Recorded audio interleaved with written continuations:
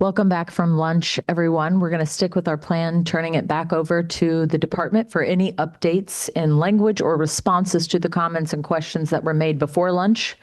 So Jeff, with that, I'd love to turn it over to you.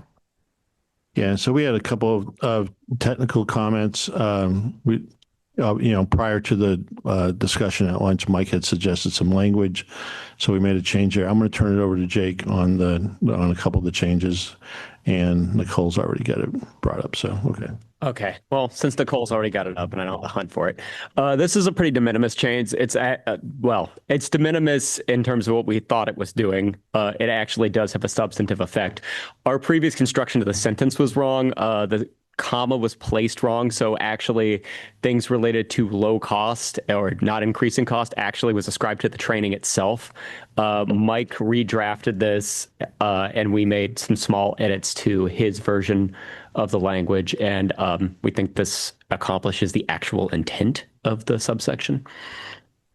But there's nothing in terms of the actual words that we've changed, just the ordering. Thank you, Jake. Jeff, did you want to add to that? And I had mentioned this to Mike when we came down. So there was a reference in the original language, which was also in the original text, which emphasized that appropriate staff and roles and stuff. And when we looked at it, the way it was constructed, because that includes that it's optional and it's not exhaustive. We didn't think that language was necessary, and so it just simplifies and streamlines the paragraph. Yeah. Thank you, Jake. Back to you. Yeah, Nicole, if you could go down to page 50, I think. So 602A5 and A7, so we'll just look at A5. So outside of, or I guess off the record, Jen proposed combining A5 and 7, or Romanet 5 and Romanet 7 into a single paragraph because both of them mention the First Amendment. We played with that over lunch and tried it a couple of different ways. The reason they're separated out currently is because even though they both mention the First Amendment, they are slightly different in terms of what they're covering. One's talking about the First Amendment and similar policies at institutions. The second one addresses issues regarding civil rights. And while the First Amendment plays into both of those things, they aren't identical. And when we combine the two together, it's possible to do it typographically, but it makes this paragraph really, really hard to read. So we would rather create a little bit of repetition and add some readability as opposed to trying to create a paragraph that's so long that it becomes unwieldy. It's a constructive change. If we can think of a better way to put it together later on, we'll do it if it doesn't affect the substance of the section, but we weren't able to accept the change for that reason. And, thank you, Jake. And for the record, Jen, that was myself and David Barker. We both looked at it and thought that they needed to be separate. Anything else, department, that we need to touch upon before I open it up? Beth, yes, please. What's up here? Romanet 6, we changed one word from intended to designed, which we felt was a better use, and then we added the commas that were requested to help make it more clear. We didn't feel that moving disclosure up, we felt that wasn't the ideal thing to do, and we'd rather handle it this way.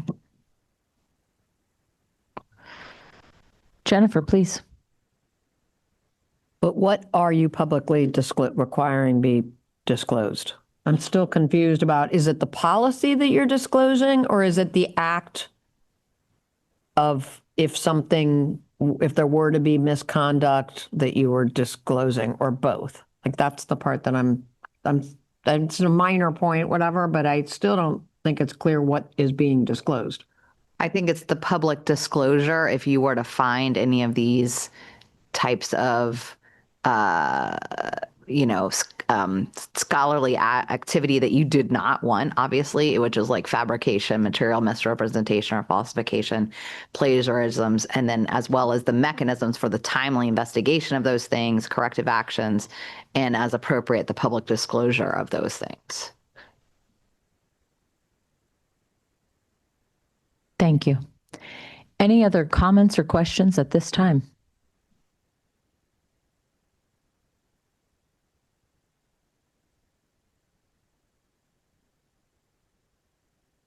Jeff, anything else from the department before I open it up to comments, questions, and caucuses? No, nothing from the department this time. Magnus, you have the floor. At this time, the students would like to call a caucus. As I said previously, it will be the students, veterans, institutional and programmatic accreditors, NASIKI, and just for equality for the accreditors, we've decided to add Dr. Becker, nascent accreditors, to the group. Thank you for that. I believe before lunch you estimated around 30 minutes. Is that still the case? Federal 30. Wait, so an hour? No. I believe 30 minutes should be sufficient, but when has that ever worked out? Let me ask this question. We've held caucuses in here and then the conference room based on room availability. Department, do you have a suggestion for where we hold this particular caucus? We would suggest the smaller conference room on the first floor. Thank you. I'll help move everyone there. We are going to break for a true 30 for this next caucus. Thank you, everyone.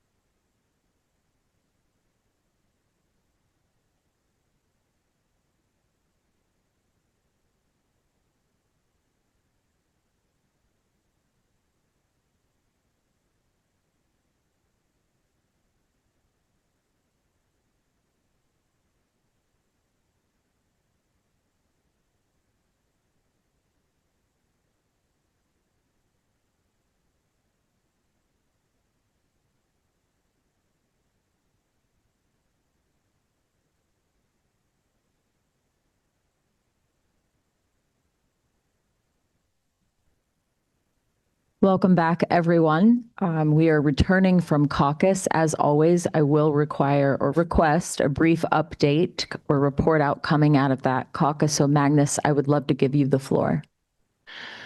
Thank you, Kayla. The caucus was a productive one. Students have a very difficult place in these negotiations, and we wanted to rely on the expertise and experience of our accrediting colleagues at the table, as well as our allies and veterans. Our situations are aligned more than they're not, and we just relied on their counsel to help us determine our stance here, and that's about it. Thank you for that report out, Magnus. Department, anything that you wanted to share before I am inclined to move us to our final determinative consensus check? Yeah, I'd like to call caucus with Jennifer, with the group that just met. Yes. Okay, so these same constituency groups, we will be meeting in the back conference room momentarily. Thank you all. I'll estimate 15 minutes, not a federal 15. Thank you.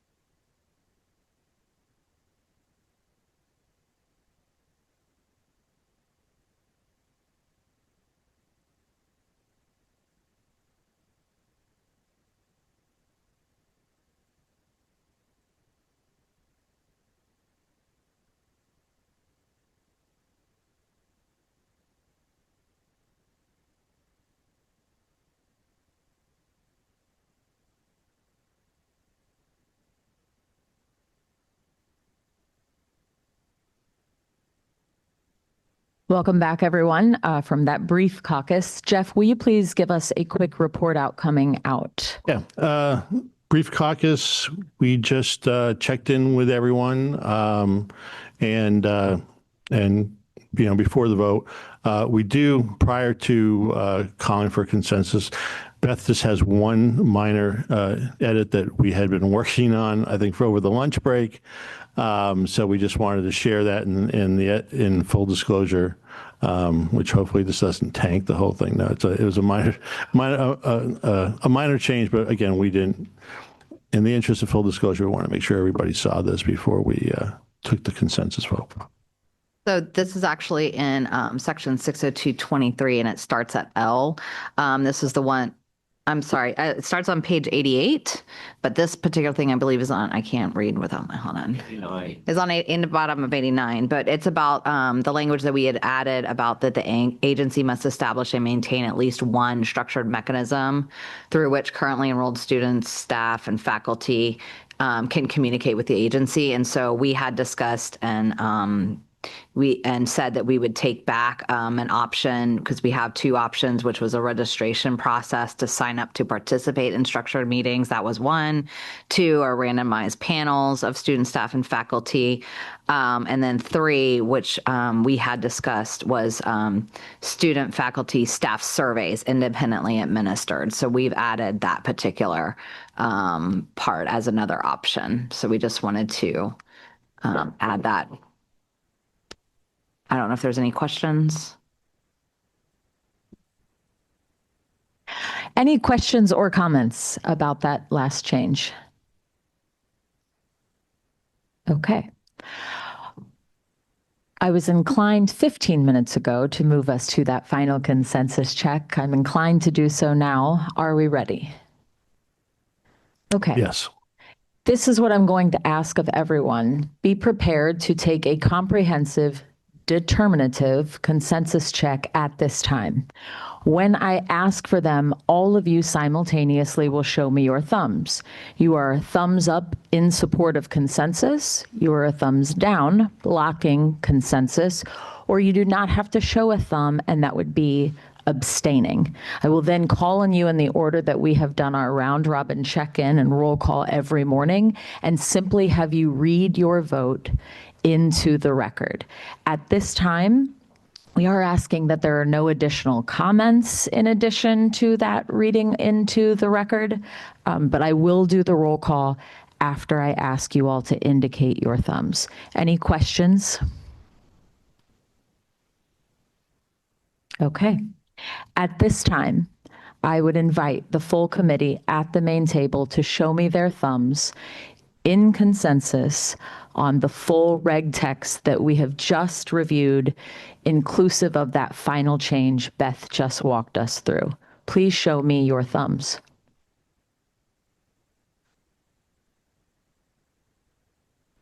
Thank you. I am now going to call on you one at a time and ask you to read your vote into the record. For students and student loan borrowers, our primary. Students abstain. Thank you. Veterans and U.S. military service members. Abstain. Thank you. Organizations representing workforce development needs. Up. Thumbs up. Thank you. Legal assistance organizations, our primary. Thumbs up. Thank you. Public institutions of higher education. Thumbs up. Thank you.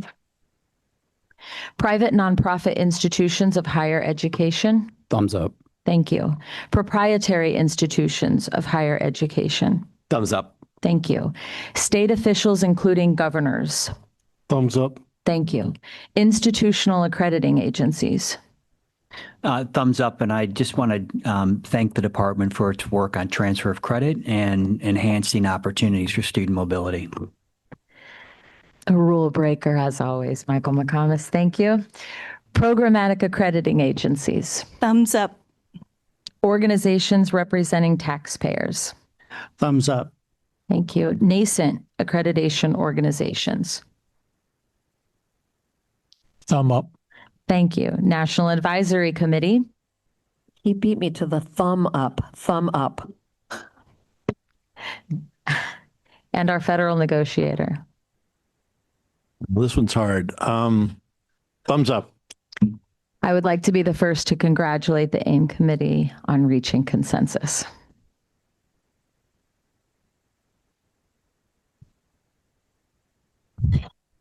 With that, Jeff, I will turn it over to you. And in the interest of time, I will turn it over to our Undersecretary, Nicholas Kent, who has just entered the room.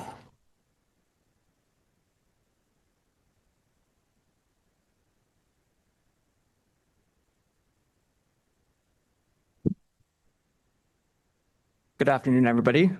Congratulations.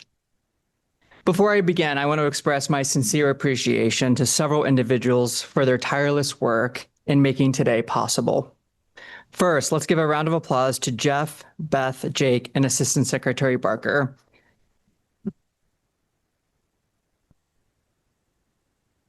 I truly wish everybody knew how much time and effort these individuals devoted to bringing this committee together.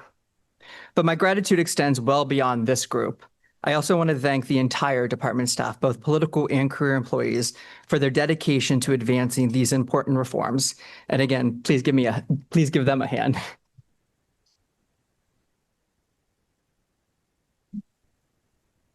After decades of misplaced priorities, higher education is healing.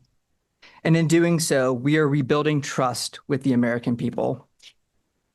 For example, after decades of institutions continually raising costs and burdening students and families with unmanageable debt, we finally said enough. Although the Trump administration's loan caps will not take effect until July 1, we are already seeing real pricing changes across higher education.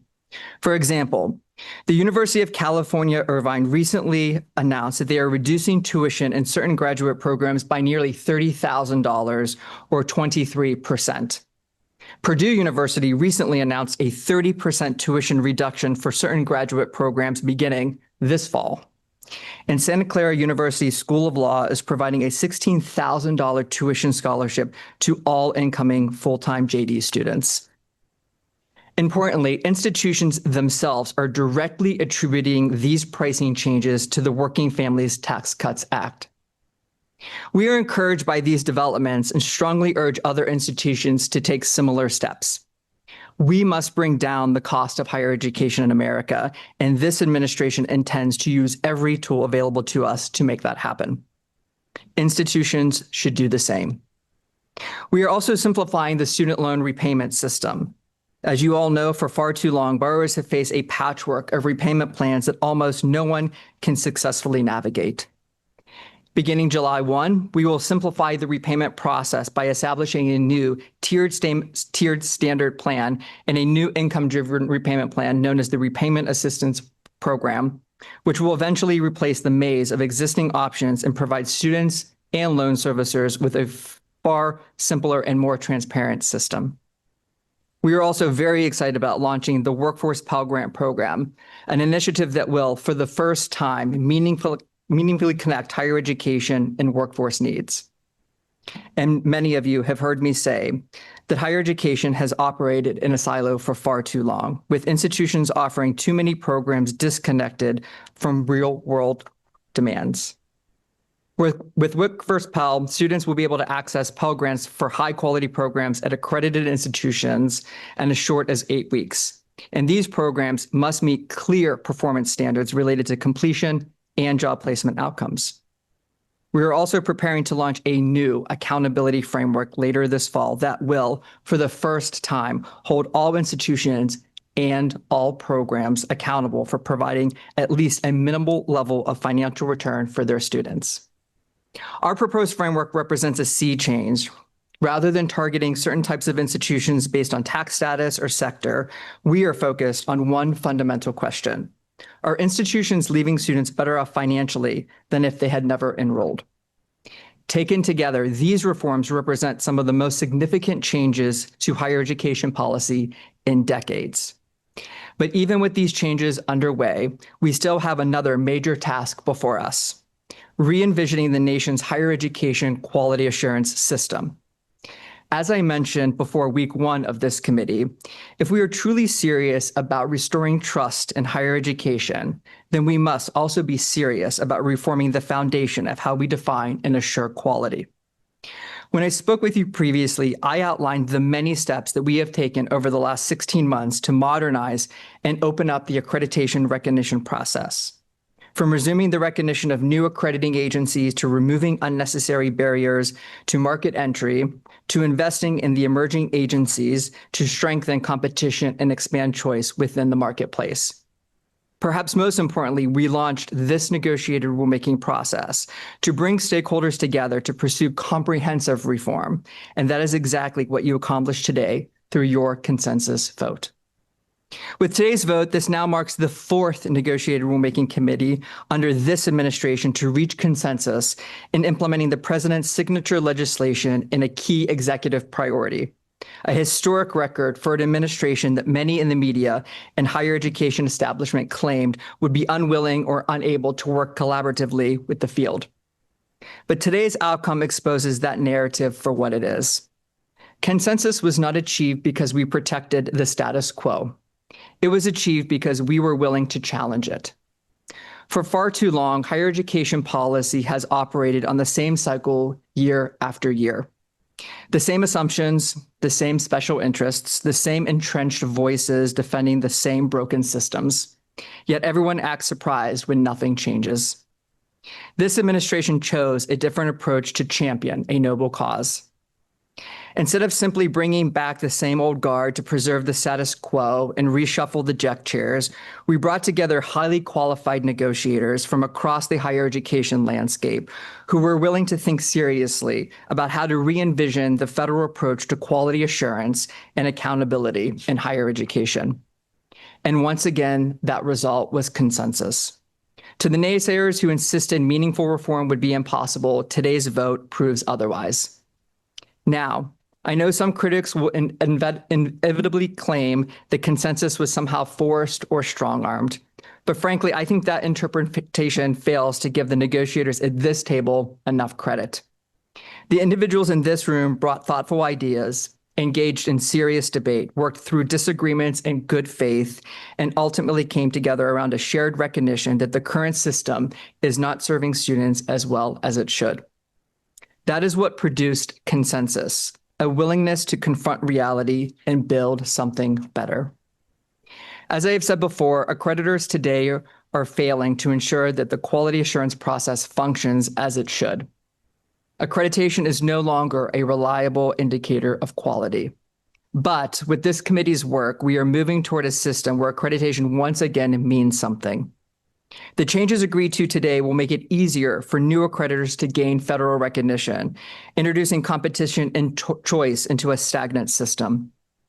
They will make it easier for institutions to leave dysfunctional relationships with legacy accreditors that engage in ideological coercion or interfere in decisions properly reserved for state governments, board of trustees, or institutional leadership.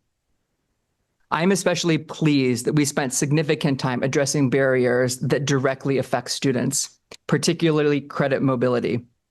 For too many students, transferring credits to a new institution means paying twice for the same or similar coursework. Institutions have treated transfer barriers as a revenue strategy rather than focusing on students' best interests. By improving credit transfer policies, we can reduce time to completion, lower costs, and create a more transparent and student-centered educational pathways. We also spent substantial time discussing the importance of maintaining clear separation between accreditors and related trade associations, an issue especially relevant to certain programmatic and specialized accreditors that have effectively maintained monopolies within professions. In some cases, these arrangements have contributed to unnecessary and burdensome accreditation requirements, rising educational costs, and degree inflation without corresponding workforce value. Let me briefly share a personal story that illustrates why these reforms matter. Years ago, I was considered for the top leadership position of a programmatic accreditor affiliated with a related trade association. After advancing through the interview process, I traveled to meet with the organization's senior leadership. I assumed that I would be meeting with the accrediting commission itself. Instead, it became very clear that while the commission might technically supervise the role on paper, the real authority rested with the association's president. My actual boss was going to be the association president, not the commission. That experience made something unmistakably clear to me.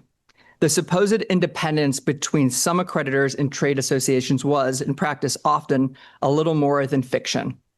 That is exactly the kind of arrangement we are trying to prevent. No more winks or nods. No more shadow control by outside associations over supposedly independent accreditors. We need real boundaries so accreditors can make decisions based on what is best for students, not what is best for protecting an association's interests. We are also encouraged that the agreed upon language reinforces the importance of institutions serving as bastions of free inquiry and intellectual diversity rather than ideological echo chambers. Academic freedom, merit, viewpoint diversity, and truth-seeking are foundational principles that deserve serious attention within the accreditation process. And under this framework, accreditors should spend less time on bureaucratic check-the-box exercises that drive up costs and more time focused on student outcomes, academic quality, and innovative educational models. Taken together, this work continues the broader transformation of our higher education system, lowering costs, simplifying repayment, connecting education to the workforce needs, strengthening accountability, and restoring confidence in accreditation as we work to restore faith in a system as a whole. Unlike the previous administration, which devoted considerable time and resources to accreditation rulemaking only to discard their work before leaving office, this administration intends to follow through. The work you have done here will not sit on a shelf. It will become policy. Looking ahead, we expect to publish a notice of proposed rulemaking later this summer, with a final rule anticipated on or before November 1st of this year. These changes are expected to take effect beginning July 1 of next year. We have made significant progress as an administration in just 16 months in office. And with 32 more months to go, we are only beginning the work of transforming higher education.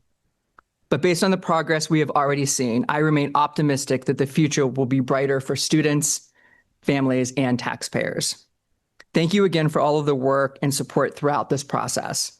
And finally, as we head into the Memorial Day weekend, I would be remiss if I did not note that I hope each of you is able to take some time to rest and reflect on the ultimate sacrifices made by the brave men and women of our armed forces, whose service and dedication continue to keep America the greatest country in the world. Thank you again, and congratulations on consensus.